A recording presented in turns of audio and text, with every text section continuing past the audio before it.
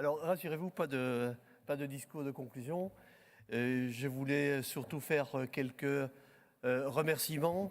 Et d'abord, un remerciement et des félicitations à nos deux animateurs, Éric Orseda pour la première table ronde et Philippe Rocher, donc, qui vient de terminer l'animation totale du colloque et qui ont permis, ces deux animateurs, de rattraper le départ un peu cafouilleux dû au caprice de la météo. Et je voudrais aussi donc remercier les sponsors.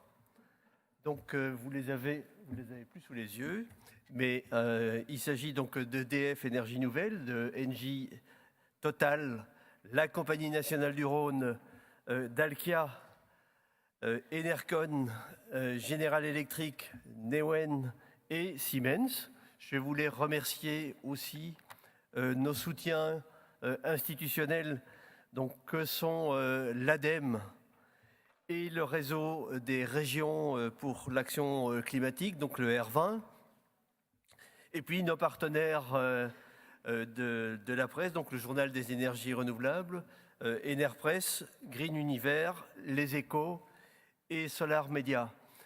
Et puis je voulais surtout vous rappeler que la réussite d'un colloque comme celui-là, ça dépend beaucoup de la qualité de l'équipe qui le prépare, de la qualité de l'équipe qui travaille toute l'année à fournir à ses adhérents toutes les informations, les réflexions donc, sur le développement des énergies renouvelables. Et donc je vous demanderai d'applaudir chaleureusement cette équipe de permanents.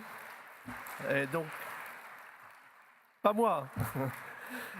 Je pense particulièrement à Damien Maton, à Françoise Jouet et à tous les permanents qui sont ici au premier rang. Donc je vous repropose une fois encore de les applaudir et de les remercier.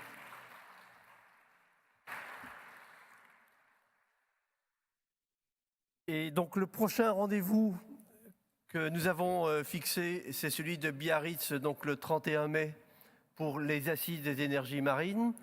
Concernant nos autres colloques filières et ce que Laurent Michel a évoqué tout à l'heure, c'est-à-dire des nouvelles rencontres avec les territoires à énergie positive et avec les territoires de façon plus large, un peu la suite de la dernière table ronde, nous vous communiquerons bientôt les ambitieux projets que nous avons. Je vous remercie et de toute façon à l'année prochaine pour le 18e colloque du syndicat des énergies renouvelables.